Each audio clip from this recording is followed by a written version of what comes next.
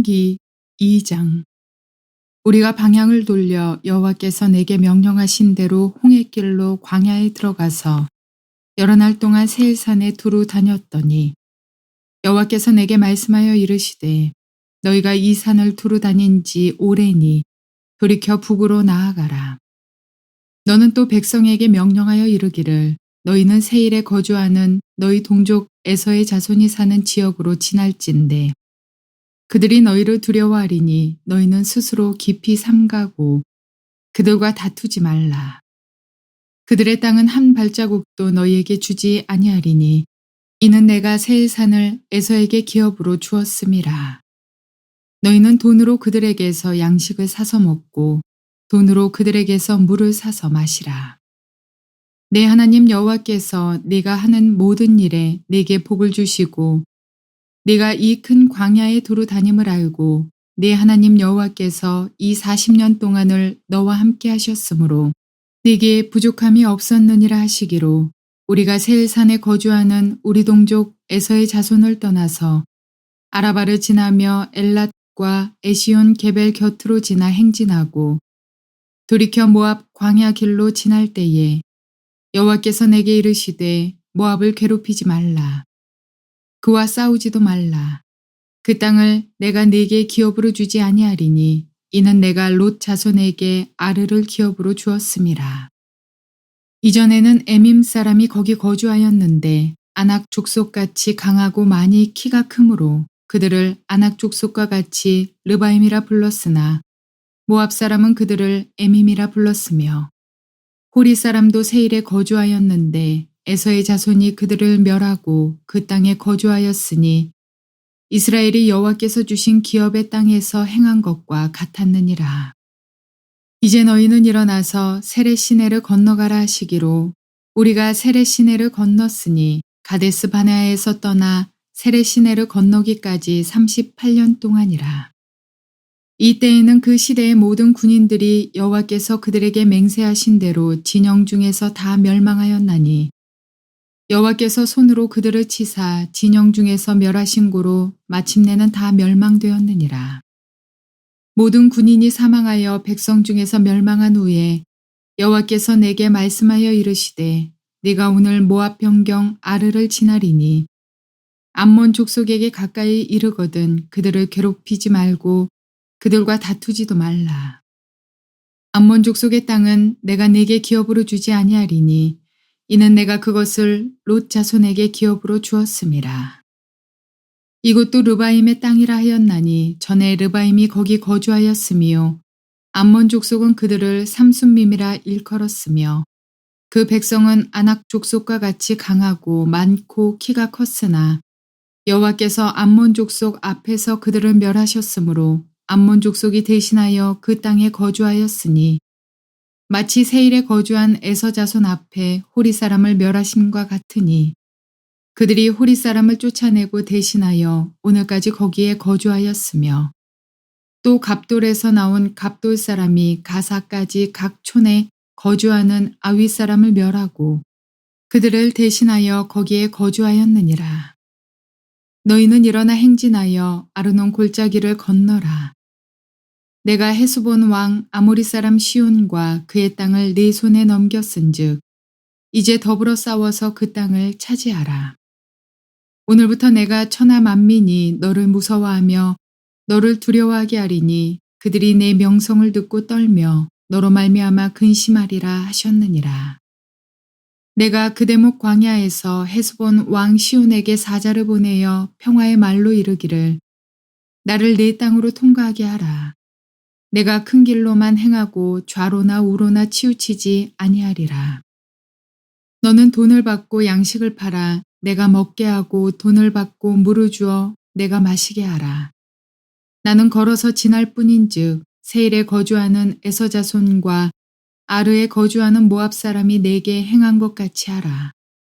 그리하면 내가 요단을 건너서 우리 하나님 여호와께서 우리에게 주시는 땅에 이르리라 하였으나 헤스본 왕 시온이 우리가 통과하기를 허락하지 아니하였으니 이는 네 하나님 여호와께서 그를 네 손에 넘기시려고 그의 성품을 완강하게 하셨고 그의 마음을 완고하게 하셨음이 오늘날과 같으니라.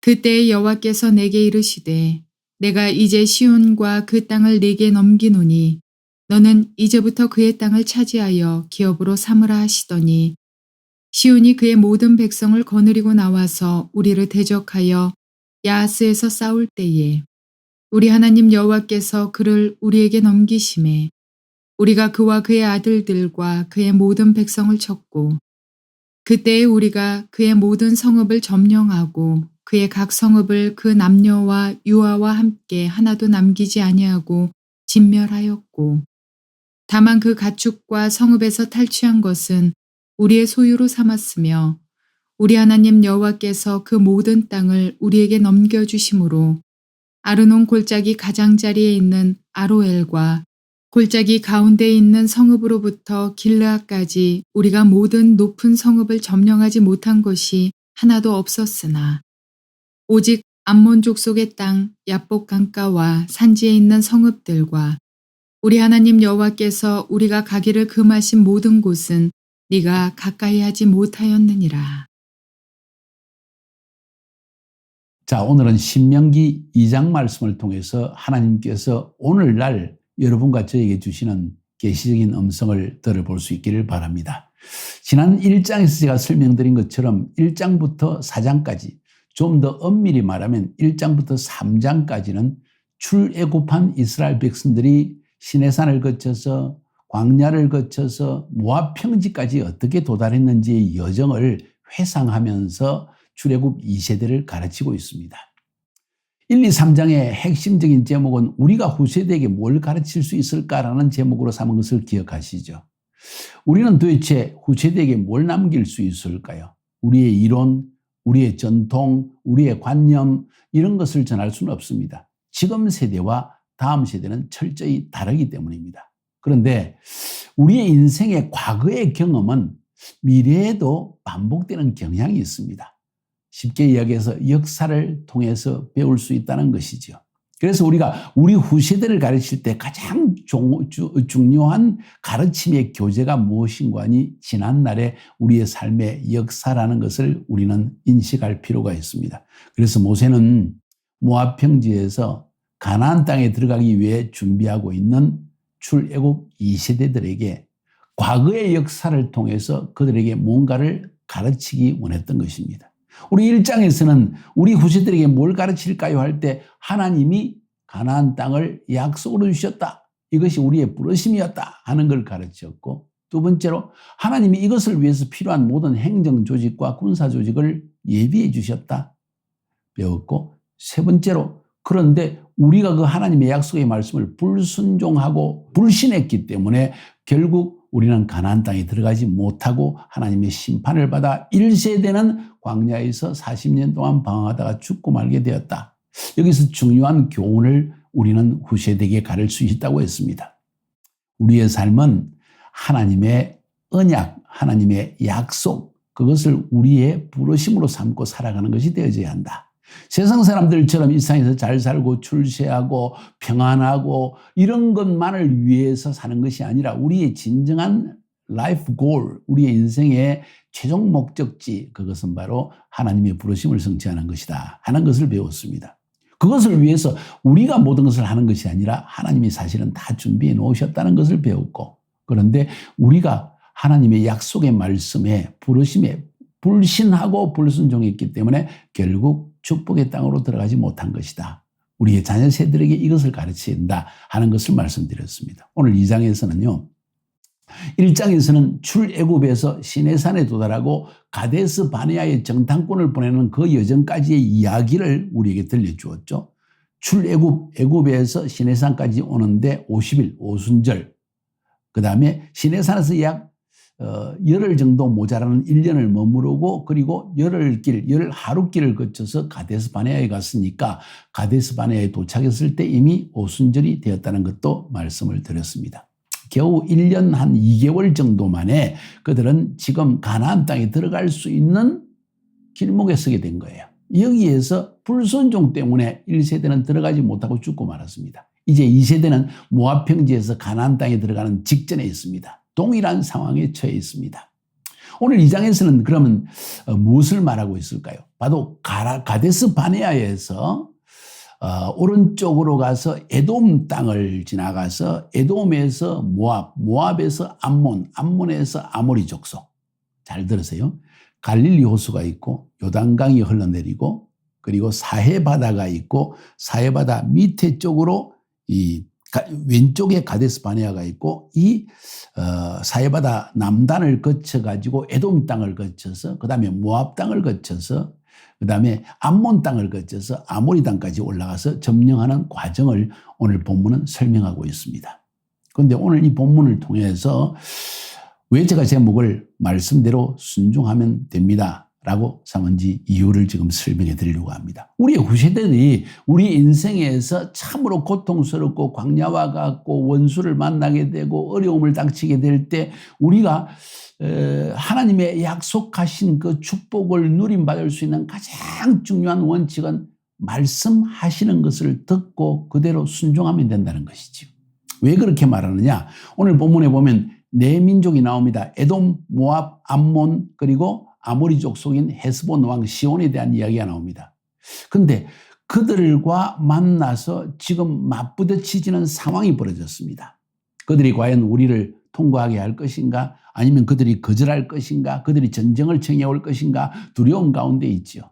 여기서 중요한 사실이 하나님께서 모세에게 말씀하셨다 하는 내용이 나옵니다. 2절, 9절, 17절, 31절 한번 성경 본문을 읽어보세요. 2절에 말씀하시기를 하나님께서 내게 말씀하여 이르시기를 모세가 이야기합니다. 하나님이 나에게 말씀하셨다.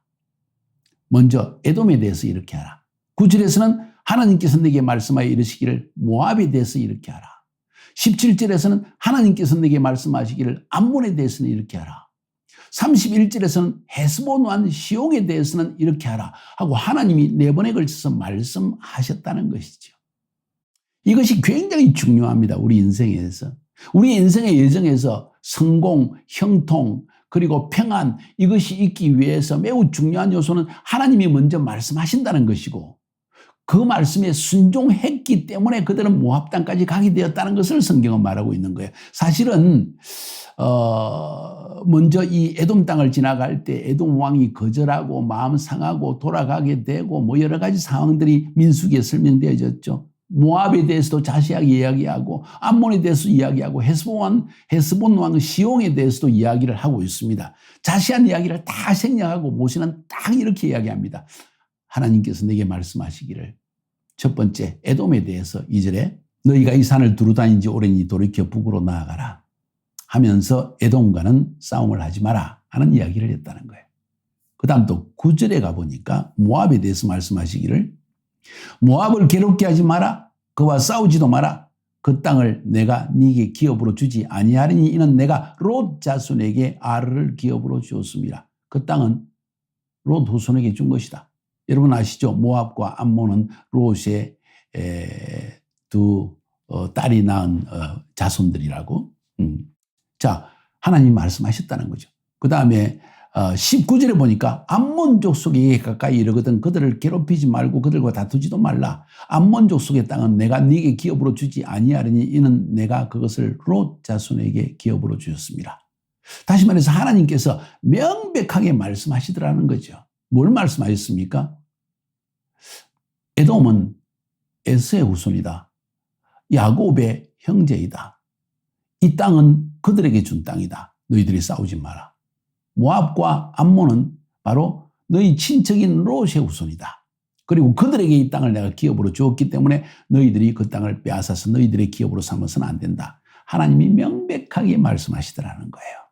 우리 인생 여정에도 다툼이 일어날 수 있고 어려움이 일어날 수 있고 나에게 이익을 취하기 위해서 조금만 수고하면 내 것으로 만들 수 있는 기회가 찾아올 수도 있습니다.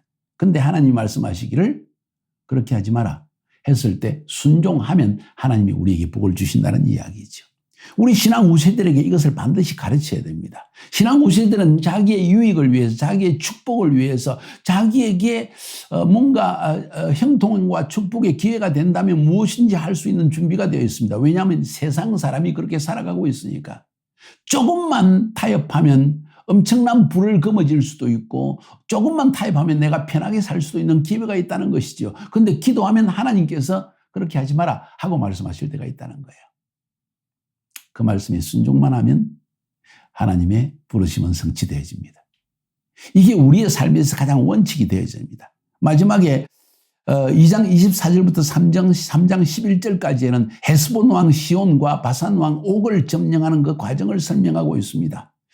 그 땅으로 나아가고 있을 때 이 헤스본 왕이 스스로 겁을 먹어가지고 나와서 이스라엘에게 전쟁을 청합니다. 31절에 보니까 그때 여호와께서 내게 이르시되 내가 이제 시온과 그 땅을 내게 넘기노니 너는 이제부터 그 땅을 차지하여 기업으로 삼으라. 가만히 있었으면 이스라엘과 화평하게 이스라엘이 지나가기만 하면 되는데 지레 겁을 먹고 이스라엘을 공격하다가 그 땅이 사실은 하나님이 이스라엘 백성에게 기업으로 준 땅이 아닌데 이제는 이스라엘의 땅이 되어버린 거예요. 이런 일들이 지금 일어난 것을 성경은 말해주고 있습니다. 뭔 이야기입니까? 헤스본 왕 시온과는 전쟁을 해도 괜찮다 하나님 말씀하셨다는 거예요. 이제 그 땅을 기업으로 삼아도 된다까지도 말씀하셨다는 거예요.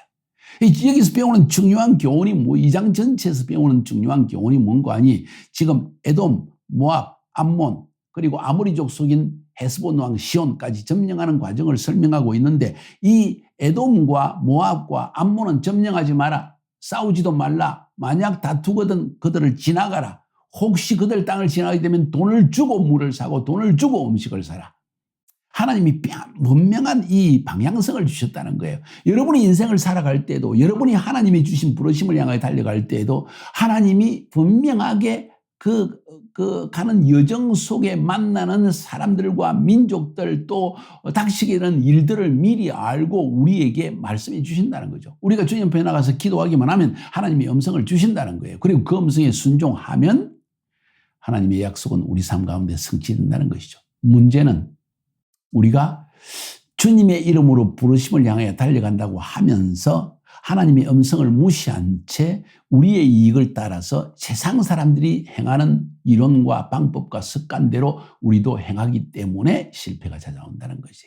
우리 다음 후시들에게 뭘 가르쳐야 됩니까? 그들에게 가르칠 것은 분명합니다. 세상 사람들이 사는 삶의 원칙을 따라 살지 말고 하나님의 성령님께 질문하여서 그분이 주시는 말씀대로 순종하여 나아가기만 하면 된다 하는 사실을 가르칠 필요가 있다는 것을 저는 오늘 본문을 통해서 깨닫게 되어집니다. 그래서 우리 신앙 후시들에게 뭘 가르칠까요? 하면 말씀대로 순종만 하면 된다. 성경에 보니까 구약 성경에 이런 예가 있었다. 하나님께서 말씀하셨고 이스라엘 백성들은 순종했고 그들은 모압 평지까지 나가서 이제 가나안 땅을 들어가게 되어졌다. 그 여정에 불평한 이야기, 뱀에 물린 이야기, 반석에 물을 낸 이야기 여러 가지 이야기는 생략합니다. 왜? 격려하기 위해서. 신앙 2세대, 출애굽 2세대는 아직 신앙의 경험이 없기 때문에 그들을 참 부드럽게 다뤄주시는 하나님의 모습을 볼 수 있습니다. 격려하는 거예요. 가나안 땅에 들어가라. 너희 1세대 백성들 또 너희 2세대들이 이 땅을 지나갈 때 하나님께서 도우셔서 이 모든 일을 한 것을 보았지. 너희들이 순종했기 때문에 결국은 모압 평지까지 온 것이 아니냐. 이제 가나안 땅에 들어가서도 그래 순종하기만 하면 된다 하는 것을 말씀하고 있는 거예요. 그래서 오늘 메시지, 2장 전체의 메시지, 하나님의 말씀에 순종하기만 하면 됩니다. 뭐가 됩니까? 하나님의 부르심이 성취되어집니다. 가나안 땅에 들어갈 수 있습니다. 된다는 거예요. 여러분 이 기본 원칙, 너무 단순한 이 기본 원칙을 꼭 붙들고 승리하며 하나님의 음성을 듣기를 추구하고 듣는 대로 순종하면서 나아가서 결국 하나님이 여러분을 향해 가지신 아름다운 부르심의 상급을 받을 수 있기를 주님의 이름으로 축복하여 드립니다. 승리합시다.